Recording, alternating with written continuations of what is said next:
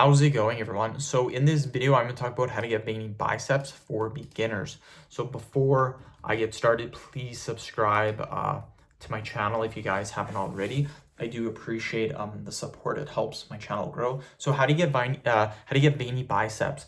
Well, the first tip is we need to be at a moderate body fat percentage. You don't have to be super low, but you need to be around 10-14% body fat if you really want your bicep veins to show. With that being said, there are a couple other things we can do too. Your training. How are you training the biceps? When I train at a commercial gym, there were a lot of people that every time they train biceps, they would do the exact same movement.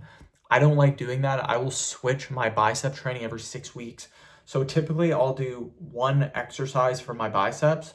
I'll do barbell curl, either a dumbbell curl, a hammer curl, or I will do a preacher curl. So those are the 4 exercises. Every 6 weeks I train them.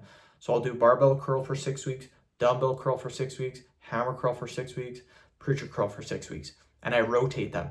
This allows your biceps to get hit with different movements, different angles and stuff. It allows your biceps to get bigger.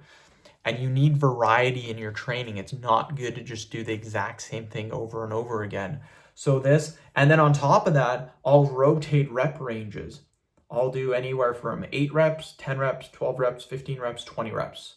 And I'll rotate the rep ranges in there as well. This is a very good way to get veiny biceps. Another way is to sometimes train with higher reps. That's why I like to train with 20 reps. It just allows more blood flow into the biceps when you are training. So that's what I recommend. End the video. Thank you so much for watching. Please subscribe to my channel if you guys haven't already.